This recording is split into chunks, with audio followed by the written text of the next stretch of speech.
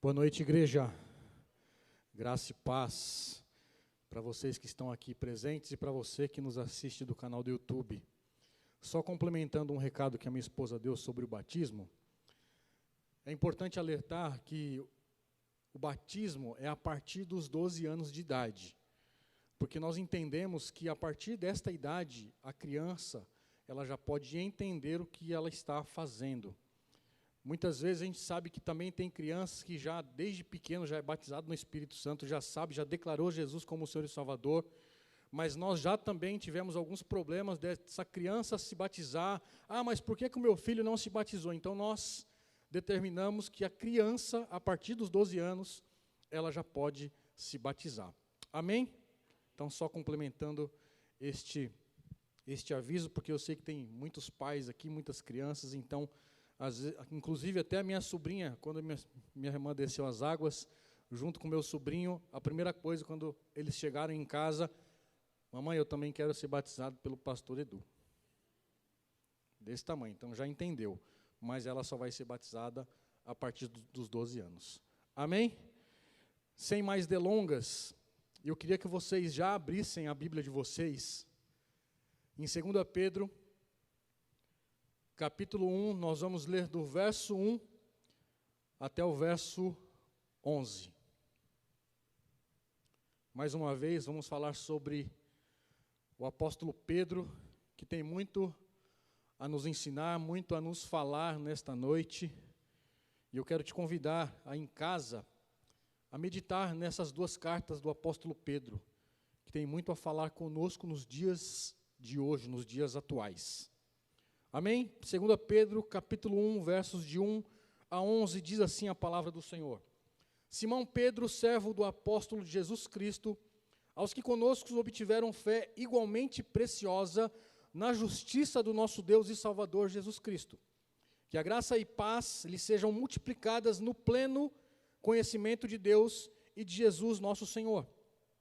Pelo poder de Deus nos foram concedidas todas as coisas que nos conduzem à vida e à piedade, mais uma vez, pelo pleno conhecimento daquele que nos chamou para a sua própria glória e virtude. Por meio delas, ele nos concedeu as suas preciosas e muito grandes promessas, para que por elas vocês se tornem coparticipantes da natureza divina, tendo escapado da corrupção das paixões que há no mundo. Por causa disso, concentrando-se todos os seus esforços, acrescentem a fé que vocês têm, a virtude, o conhecimento, ao conhecimento, o domínio próprio, a perseverança, a piedade, a fraternidade, e a fraternidade, o amor. Porque essas qualidades, estando presentes e aumentando cada vez mais, farão com que vocês não sejam inativos, nem infrutíferos no pleno conhecimento, mais uma vez, conhecimento do nosso Senhor Jesus. Pois aquele que não tem estas coisas é cego, vendo só o que está perto, e se esqueceu da purificação dos seus antigos pecados. Por isso, irmãos, procurem com empenho cada vez maior confirmar a vocação e a eleição de vocês, porque fazendo assim, vocês jamais tropeçarão. E por fim o 11, pois desta maneira é que lhe será amplamente suprida a entrada no reino eterno do nosso Senhor e Salvador Jesus Cristo. Sabe, queridos, quando a gente fala de apóstolo Pedro, a gente sabe muito bem que a virtude do temperamento do apóstolo Pedro era a impulsividade dele, e muitas vezes essa impulsividade era intensa. E sabemos que algumas vezes Pedro ele se precipitou em algumas decisões. Talvez tenha alguns Pedros aqui nesta noite. Ou talvez todos nós nos enquadramos, porque muitas vezes nós nos precipitamos em algumas das nossas decisões, quando na verdade nós deveríamos esperar. Pedro, muitas vezes, quando ele deveria orar, Pedro dormiu. Pedro, quando deveria ouvir, ele falou. Muitas vezes essa impulsividade, é do nosso interior, é da nossa identidade, é daquilo que nós somos criados. Isso algumas vezes nos atrapalha, mas isso é nosso. Nós temos que ter conhecimento, nós temos que ter as qualidades cristãs. E falando em qualidades, Gálatas 5:22 vai falar lá sobre as qualidades cristãs, através do domínio próprio, através da paciência, através do amor, da longanimidade. Então, tudo isso, Pedro, o apóstolo Pedro, ele aprendeu. Por isso que ele deixou para mim e para você essas duas cartas. Na primeira carta do apóstolo Pedro, ele enfatizou a graça de Deus, que está escrito lá em 1 Pedro, capítulo 5:12. Já na segunda carta, sua ênfase foi sobre o conhecimento de Deus, se aprofundar no conhecimento daquele em qual ele servia. E nas suas cartas, a palavra que aparece muitas vezes, como nós acabamos de ver, é conhecer ou conhecimento. Quando nós estávamos lendo, eu enfatizei essa palavra conhecimento, para nós prestarmos atenção quando ela aparece algumas vezes. E conhecer ou conhecimento não se refere apenas à compreensão intelectual da verdade. Pedro, ele não está dizendo sobre o nosso conhecimento intelectual, ele está falando muito mais do que isso. Ele está falando sobre a intimidade de conhecer esse Deus, a intimidade de você estar lado a lado, perto desse Deus. É como marido e mulher, esta é a intimidade. Nós olharmos um para o outro, nós já sabemos muitas vezes o que um está falando, o que um está pensando. É esse conhecimento que nós temos que ter do Senhor Jesus. E lá em João, capítulo 17:3, a palavra do Senhor vai dizer assim: e a vida eterna é esta, que conheçam a Ti, o único Deus verdadeiro, e a Jesus Cristo, a quem enviastes. Não é só pelo nosso intelecto, é por nossa intimidade. Se nós não lermos a palavra, nós não vamos conhecer quem é o Senhor. Talvez a gente só ouça falar dele, mas ele quer que a gente tenha uma intimidade, uma relação próxima. E Pedro, ele teve essa relação próxima.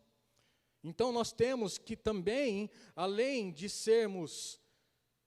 termos as virtudes ou as qualidades cristãs, esse é o tema da mensagem desta noite, qualidades cristãs, mas nós também temos que ser diligentes naquilo que a palavra do Senhor diz. Nós lemos aqui em 2 Pedro 1:5, na versão ARA, está dizendo assim, alguém tem versão ARA aqui?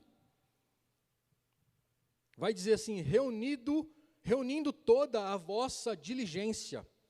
E esta palavra, ela está ligada diretamente com a fé, que está lá em 2 Pedro capítulo 1, verso 10, que está escrito assim: com diligência cada vez maior, confirmar a vocação e a eleição, como nós também lemos aqui.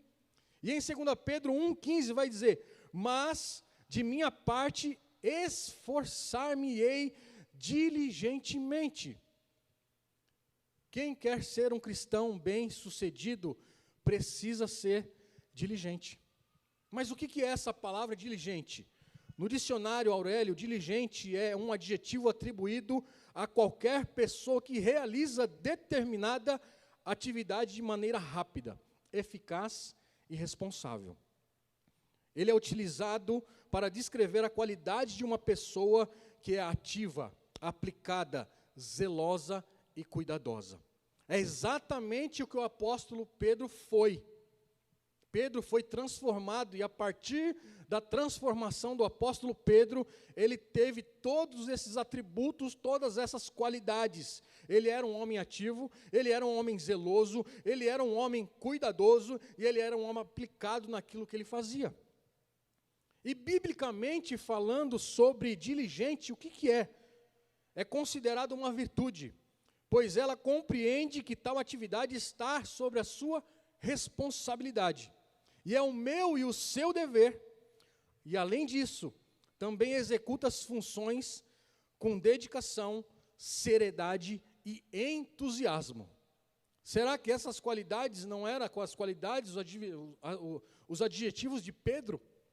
Essas qualidades e esses adjetivos têm que ser as nossas qualidades.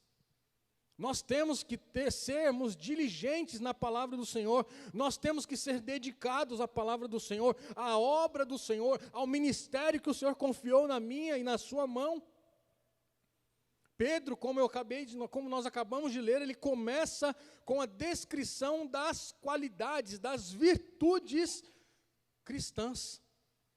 Depois, lá no capítulo 2, ele vai falar sobre os falsos profetas, ele vai nos alertar para que a gente se afaste, para que a gente entenda e compreenda. Como nós vamos fazer isso? Sendo diligentes na palavra do Senhor, sendo diligentes na obra que o Senhor confiou na minha e na sua vida. Só com essas qualidades, ou com esses adjetivos que nós acabamos de ver na palavra, nós iremos identificar quais são os falsos profetas. Muitas vezes temos dado ouvido a esses falsos profetas, isso tem entrado no meu e no seu coração, e isso acaba nos afastando, a nossa fé vai se esvairando, mas nós temos que ser diligentes na palavra do Senhor. A nossa situação diante do Senhor, hoje, ela é a mesma dos apóstolos que foram escolhidos pelo Senhor. Mas, nossa, que pretensão é essa? Como assim? É exatamente o privilégio que eles tiveram de andar como Cristo, de ver com os seus próprios olhos e participar dos milagres que eles participaram, não lhes deu nenhuma vantagem, porque eles também tiveram que ser diligentes. Hoje nós não estamos vendo o Senhor, mas nós estamos crendo nas promessas que Ele tem dado a mim e a você. Como está escrito lá em 1 Pedro, 1 Pedro 1,8, diz assim: mesmo sem tê-lo visto, vocês o amam. Mesmo não vendo agora, mas crendo nele, exultam com alegria indescritível e cheio de glória. Então nós temos também este privilégio de estar com o Senhor, de ser participante da sua glória, das promessas do Senhor, as mesmas que os discípulos experimentaram lá. Mas para isso, nós temos que ser diligentes. Para isso, nós temos que colocar a nossa barba de molho. Para isso, nós temos que estar com as nossas anteninhas em pé, prestando atenção naquilo que está acontecendo à nossa volta. A quem nós temos dado ouvidos? A fé, a minha e a sua fé, ela tem que redundar no crescimento espiritual. Senão não faz sentido algum. É como nascer de uma criança, na barriga da mãe ela está protegida. Mas quando ela nasce, a mãe ela tem que tomar o cuidado, tem que dar leite. Senão essa criança ela não vai crescer adequadamente com as vitaminas que ela deve ter. É a mesma coisa eu e você. Onde a vida tem que haver o crescimento. O novo nascimento não é o fim, mas é o começo da minha e a sua caminhada com o Senhor Jesus Cristo. E o Senhor, Deus, Ele concede a mim e a vocês, como filhos, que nós precisamos viver de um modo piedoso, que nós devemos aplicar e sermos diligentes no uso da graça do Senhor. Não é qualquer graça, não é qualquer paz, é a paz e a graça do Todo-Poderoso, que é o Criador dos céus e da terra, que Ele já nos proveu, já está disponível para mim e para você. O crescimento espiritual não é algo automático, ele requer diligência espiritual, ele requer uma disciplina espiritual, senão nós não vamos crescer. Filipenses 2, 12 a 13, vai dizer que nós temos que desenvolver a nossa salvação, porque é Deus quem efetua tanto querer como efetuar na minha e na sua vida. Para nós, cristãos, não basta apenas largar a mão das coisas, porque já que Deus está no controle de todas as coisas, então eu não preciso fazer nada. Mentira. Paulo está dizendo aqui que nós temos que desenvolver a nossa salvação. E desenvolver a nossa salvação é sermos diligentes com as coisas do Senhor. Literalmente, Pedro, ele escreve lá no verso 5, faça todo, na minha tradução NAA, façam todo o esforço para trazer juntamente. Pedro, aqui, nesses versos que nós lemos, ele traz as qualidades de nós cristãos.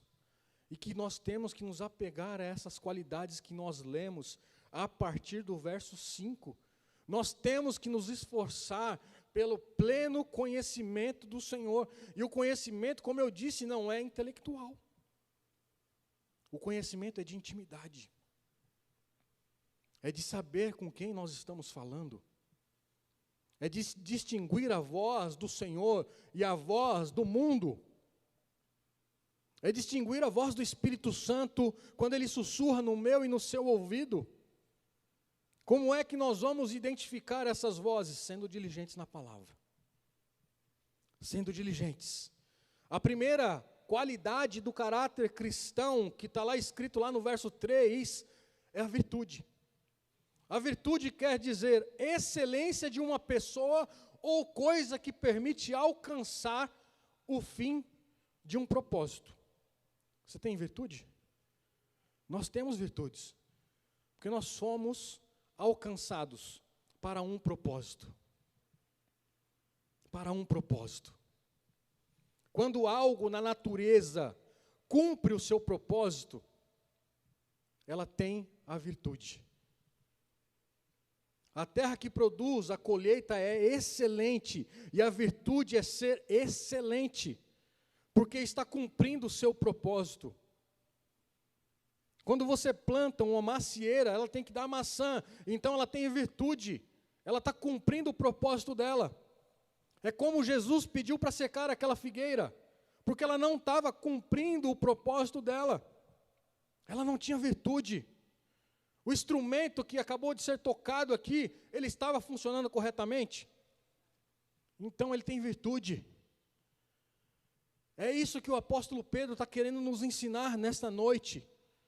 O instrumento foi feito para um propósito. Eu e você somos instrumentos de Deus para um propósito. Então nós temos virtude. O cristão, ele deve glorificar a Deus, porque esta é uma das virtudes do cristão. Glorificar a Deus em todo o tempo. Glorificar a Deus quando nós estamos bem. Glorificar a Deus quando a enfermidade chega. Glorificar a Deus quando o desemprego chega. Glorificar a Deus quando nós não temos condições de pagar um boleto. Glorificar a Deus quando o emprego chega. E assim sucessivamente, em todo o tempo. Essa é a nossa virtude. Isso nós estamos demonstrando a nossa excelência. E a excelência é cumprir o propósito de Deus. Nós estamos cumprindo o propósito de Deus? A verdadeira virtude na carreira cristã, na vida cristã, não consiste apenas lustrar qualidades humanas, por melhores que sejamos, mas sim produzir qualidades divinas que nos tornam pessoas mais semelhantes ao nosso Criador. Essa é a nossa maior virtude, nos tornar ou ser excelentes e ser parecidos com o Senhor. A fé, ela nos ajuda a desenvolver a virtude, que por sua vez nos ajuda a desenvolver o conhecimento. Como está escrito lá em 2 Pedro 1,5. A segunda qualidade que nós podemos tirar aqui de ensinamento nesta noite é o conhecimento. A palavra traduzida por conhecimento em 2 Pedro 1, de 2 a 3, está se referindo à capacidade de lidar com a vida de um modo adequado. Não é como a gente acha que deve, é de um modo adequado, não aquilo que a gente pensa que é adequado, mas de acordo com a vontade do Senhor, que é boa, perfeita e agradável. E esta qualidade, ela não se desenvolve automaticamente. Ela não se desenvolve. ela se desenvolve na obediência a Deus e a sua palavra. A obediência à vontade do Senhor. João capítulo 7, verso 16 a 18, vai dizer assim: Jesus lhe respondeu: o meu ensino não é meu, mas daquele que me enviou. Se alguém quiser fazer a vontade de Deus, conhecerá a respeito da doutrina, se ela é de Deus ou se eu falo por mim mesmo. Quem fala por si mesmo está buscando a sua própria glória, mas o que busca a glória de quem o enviou, este é verdadeiro, e nele não há falsidade. Provérbios, capítulo 16, 32, vai falar sobre a nossa terceira qualidade, o domínio próprio. Provérbios 16, 32 diz assim: melhor é longânimo do que o herói da guerra, e o que domina o seu espírito do que toma uma cidade. Ainda em Provérbios, falando sobre domínio próprio, 25, 28, como a cidade derribada, que não tem muros, assim é um homem que não tem domínio próprio. Nós temos que ter domínio próprio. Isso é uma das qualidades, adjetivos que nós cristãos devemos ter. Paulo, muitas vezes, eu já falei isso a semana passada, se não me falha a memória. Paulo, ele vai falar sobre exército, mas também ele vai falar sobre atletas. Muitas vezes ele compara a nossa vida como um atleta que deve fazer o quê? Se exercitar. Para quê? Ter disciplina. Quando nós temos disciplina, ou nós nos exercitamos, melhor dizendo, nós nos disciplinamos. A nossa vida espiritual é como a vida de um atleta. As Olimpíadas, a gente sabe que é de 4 em 4 anos, como a Copa do Mundo. E a gente vê que de 4 em 4 anos, tem pessoas que já estão treinando para as Olimpíadas. Talvez elas chegam lá e elas não vão ganhar coroa, ou uma medalha, mas elas treinaram por 4 anos. Nós, como atletas de Cristo, nós temos que treinar até que o Senhor Jesus volte para buscar a sua noiva. Qual é o nosso prêmio? É a Nova Jerusalém. Esse é o nosso prêmio. Não é aquilo que o mundo pode nos dar, não é aquilo que nós estamos almejando, mas o nosso prêmio é a Nova Jerusalém. A perseverança, ela é a capacidade de permanecer firme nas circunstâncias difíceis. O autocontrole ou o domínio próprio nos ajuda a lidar com os prazeres da vida, enquanto a perseverança diz a respeito, principalmente, às pressões e os problemas da vida. A perseverança, ela não se desenvolve automaticamente também. É preciso o esforço para desenvolver. Tem que ter esforço. Tem que ter disciplina para fazer algum exercício físico. Ser atleta não é fácil. Ser jogador de futebol não é fácil. Ser crente não é fácil. Nós estamos lidando não com algo que nós estamos vendo aqui fisicamente, mas nós estamos lidando com algo espiritual. Como eu disse semana passada, a nossa guerra não é lutar contra carne e sangue, mas com os principados e potestades nas regiões celestiais. Tiago 1, 2 a 8 diz assim: meus irmãos, tenham por motivo de grande alegria o fato de passarem por várias provações, sabendo que a provação da fé de vocês, a fé que vocês têm, produz perseverança. Ora, a perseverança deve ter ação completa, para que vocês sejam perfeitos e íntegros, sem que lhe falte nada. Se, porém, algum de vocês necessita de sabedoria, peça a Deus, que a todos dá com generosidade e sem reprovações. E ela lhe será concedida. Peça, porém, com fé, e nada duvidando, pois o que duvida é semelhante à onda do mar, impelida e agitada pelo vento, que uma pessoa dessa não pense que alcançará do Senhor alguma coisa, sendo indecisa e inconstante em todos os seus caminhos. As provações que nós passamos diariamente, elas nos ajudam a crescer, a amadurecer e a ser perseverante no Senhor. Muitas vezes, quando vem a provação na minha e na sua vida, nós não queremos nem saber do Senhor. Mas, Senhor, por que logo eu? Não é assim que a gente fala? Senhor, mas eu sou dizimista. Senhor, mas eu sou ofertante. Senhor, eu sou isso. Senhor, eu sou aquilo. Senhor, eu tenho vindo à sua casa todos os dias. Tenho participado das células, mas, e daí? Nós acabamos de ler que nós temos que ter alegria quando nós passarmos pelas tribulações. As tribulações da vida servem para desenvolver a minha e a sua fé, desenvolver e nos amadurecer diante da adversidade. Pela fé, nós podemos deixar que as provações trabalhem em nosso favor e não contra nós, porque Deus é que está no controle de todas as coisas. Se um dia nós declaramos, Senhor, eu entrego a minha vida ao Senhor, então se nós entregamos, então deixa Ele conduzir a sua vida. Se está faltando alguma coisa, espere em Deus.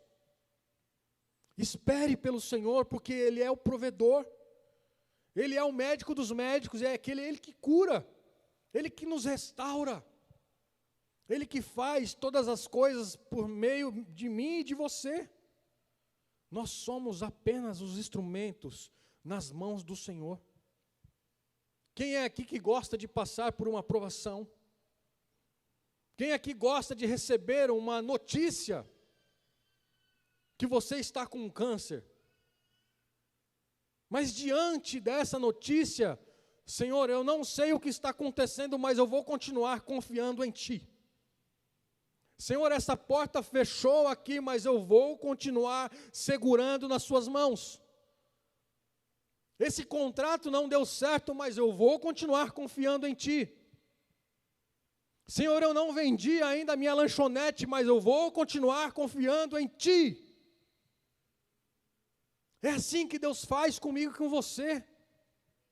Ele quer que a gente seja diligentes, que a gente amadureça na fé. É por isso que nós possamos desfrutar das bênçãos do Senhor por meio dos problemas. Sabe por quê?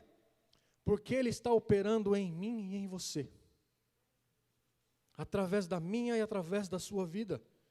Porque tudo coopera para o bem daqueles que amam a Deus. Se você ama a Deus, tudo vai cooperar para o seu bem. E a quarta qualidade desse texto que nós lemos é a piedade. A piedade no grego quer dizer eusebeia. Essa palavra significa reverência e respeito. Nós temos que procurar a obedecer à vontade de Deus e à sua vontade. Aliás, fazer a vontade de Deus. A pessoa piedosa toma decisões corretas. Por quê? Porque ela é diligente. Porque ela entendeu e compreendeu.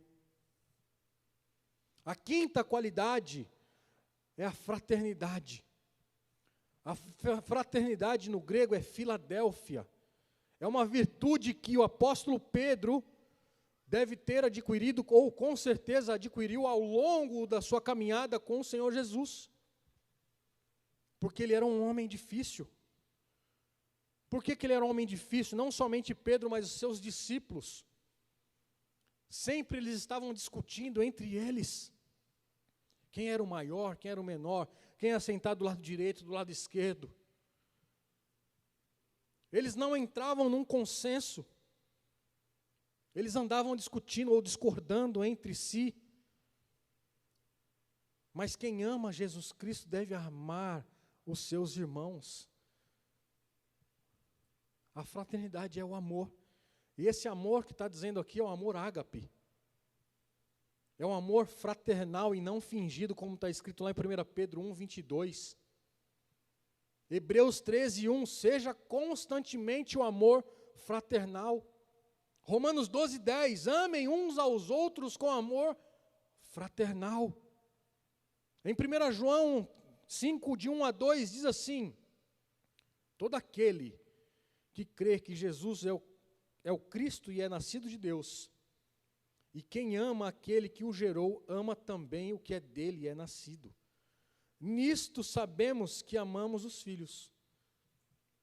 O crescimento cristão não se atém apenas ao amor fraternal, mas também tem que ter o amor sacrificial. É o mesmo amor que Jesus declarou lá na cruz do Calvário. Foi um amor sacrificial. Como é que nós vamos conseguir este amor? Somente pelo Espírito Santo. Somente pelo poder que há na palavra do Senhor. E eu já estou caminhando para o fim. Romanos capítulo 5, 5 diz assim, justificado pois, eu já queria chamar o pessoal do worship. Onde eles estão? Romanos 5, 5 diz, justificado pois, mediante a fé temos paz com Deus por meio do nosso Senhor Jesus Cristo, pelo qual obtivemos também acesso pela fé, esta graça na qual estamos firmes, e nos gloriamos na esperança da glória de Deus. E não somente isso, mas também nos gloriamos nas tribulações, sabendo que a tribulação produz o quê? Perseverança. A perseverança vai produzir o quê? Experiência. Não nos deixa decepcionados, porque o amor de Deus é derramado em nosso coração através do Espírito Santo que já nos foi dado. Sabe, queridos, através da natureza decaída, é impossível produzir essas qualidades ou esses adjetivos por nós mesmos, pela força do nosso braço. Mas nós temos um auxiliador, nós temos o Espírito Santo, nós temos um intercessor que nos ajuda na nossa fraqueza.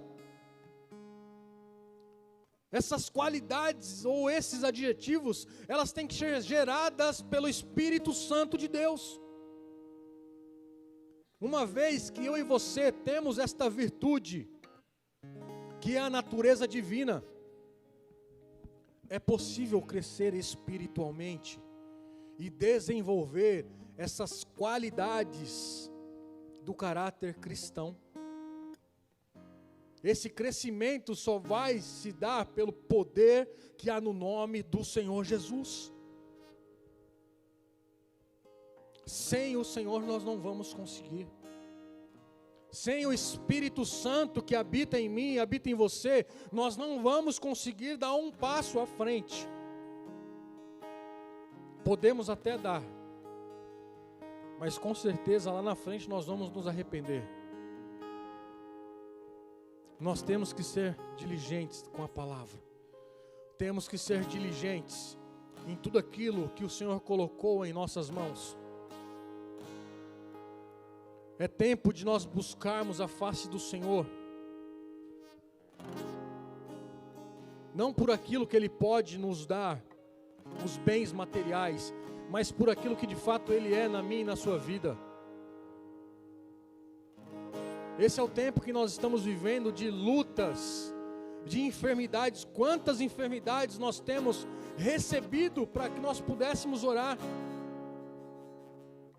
Eu nem sei dizer a quantidade de mensagens que nós recebemos ao longo desse mês, de pessoas que estavam enfermas, ou que estão enfermas ainda. Semana passada nós oramos por uma pessoa chamada Enzo aqui, quem lembra? Estava internado na UTI. Essa semana ele teve alta. Sabe, queridos, é assim que Deus faz. Nós não entendemos, mas nós cremos na potente mão do Senhor. e tantas outras coisas que nós temos ouvido. Pessoas que estavam desempregadas vão começar a trabalhar dia 1º de agosto. Deus, Ele está operando. É no tempo dEle, não é no meu e não no seu. E para finalizar, Romanos 8, 28 a 30 diz: sabemos que todas as coisas cooperam para o bem daqueles que amam a Deus. Quem ama a Deus aqui nesta noite? Daqueles que são chamados segundo o seu propósito. Pois aqueles que Deus de antemão conheceu, Ele também predestinou para serem conformes à imagem de seu Filho, a fim de que Ele seja o primogênito entre muitos irmãos. E aos que predestinou, a esses também chamou. E aos que chamou, a esses também justificou. E aos que justificou, a esse também glorificou. Vamos ficar em pé.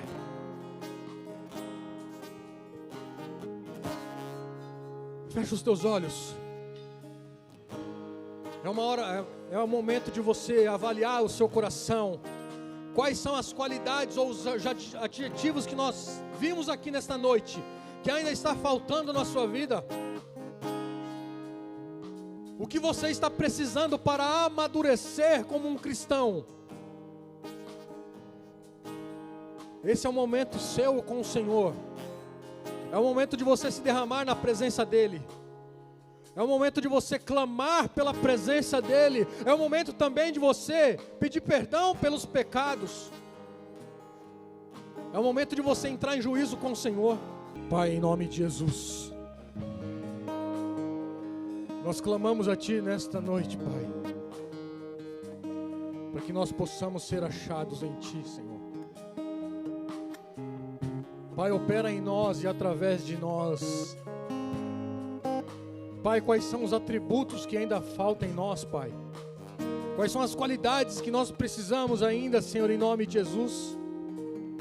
Perdoa, Senhor, as nossas falhas, perdoe as nossas fraquezas.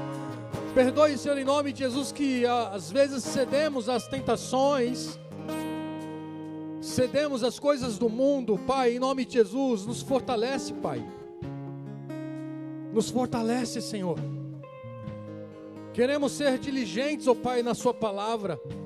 Queremos ser diligentes no ministério. Queremos ser diligentes na oração. Queremos ser diligentes, ó Pai, na intimidade com o Senhor. Somos disciplinados em tantas outras coisas, ó Pai, na área espiritual muitas vezes deixamos a desejar. Mas, Pai, em nome de Jesus, nesta noite, venha gerar em nós, Pai. Venha, Senhor, em nome de Jesus, gerar em nós, Pai, essa diligência, essa disciplina, Pai, para que nós possamos Te buscar em espírito e em verdade. Porque o Senhor tem buscado, Pai, os verdadeiros adoradores que Te buscam em espírito e em verdade. Pai, em nome de Jesus, nesses últimos dias, nesses últimos tempos, Pai, abra, Senhor, os nossos olhos, abra, Senhor, os nossos ouvidos, Pai, e acima de tudo amoleça, Pai, o nosso coração, que muitas vezes está endurecido, a nossa mente muitas vezes está cauterizada.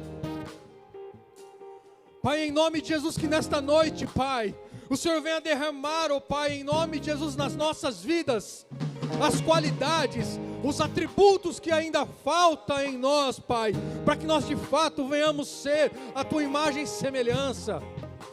Nos ajuda, Senhor, a caminhar no dia a dia. Nos ajuda, Senhor, a nos alegrar em meio às dificuldades. Nos ajuda, Senhor, em nome de Jesus. Aumenta, Senhor, a nossa fé, Pai. Que a nossa fé, Pai, ela venha a ser constante. Senhor, em nome de Jesus, Pai, aqui estão as famílias representadas. Pai, pelo canal do YouTube, as famílias que nos assistem, Pai. Só o Senhor conhece cada uma delas, Pai. Cada uma dessas pessoas individuais. O Senhor conhece intimamente, porque o Senhor os chama, Pai, pelo seu nome. O Senhor nos chama pelo nosso nome. Então, Pai, em nome de Jesus, eu clamo a Ti nesta noite, Pai, para que possamos ser diligentes no Senhor. Abençoe, Senhor, a cada família aqui representada, Pai. As pessoas que não puderam estar nesta noite, as pessoas que congregam neste lugar, as pessoas que visitam este lugar. Pai, em nome de Jesus, Pai, que nós possamos, ó Pai, entender e compreender que o Senhor é o Todo-Poderoso, é o Criador dos céus e da terra, Pai. Nós declaramos que a nossa confiança, ela está no Senhor, e ela vem do Senhor, porque Tu és o nosso pastor, Tu és o nosso Redentor, Tu és aquele que nos cura, que nos restaura, Tu és aquele que nos liberta, Senhor, em nome de Jesus. Pai, nós Te louvamos, Pai, nós Te amamos, não por aquilo que o Senhor pode nos dar, mas por aquilo que o Senhor é, Pai. Senhor, em nome de Jesus, nos leva, Senhor, em paz, nos leva em segurança, Pai. Senhor, em nome de Jesus, abra os caminhos, ó Pai. Senhor, em nome de Jesus, Pai, endireita as nossas veredas. Aplana, Senhor, os nossos caminhos. Nós confiamos em Ti, Pai. Não há outro Deus além de Ti. Não há outro Deus além de Ti, além do Senhor. Que a graça do Senhor Jesus Cristo, que o amor do Pai e que a consolação do Espírito Santo seja conosco nesta noite, seja conosco amanhã, seja conosco depois de amanhã, seja conosco até que o Senhor volte para buscar a sua noiva, porque nós Te amamos e nós Te aguardamos, nós ansiamos pela sua volta, nós ansiamos pela sua presença, Pai, nós ansiamos pela nova Jerusalém. Então, Senhor, em nome de Jesus, nós possamos nesta noite, a partir desta noite, guardar os nossos corações, guardar os nossos passos, guardar, Senhor, em nome de Jesus, os nossos olhos, guardar, Senhor, em nome de Jesus, as palavras, e nos leva em paz, em nome de Jesus, e Deus os abençoe.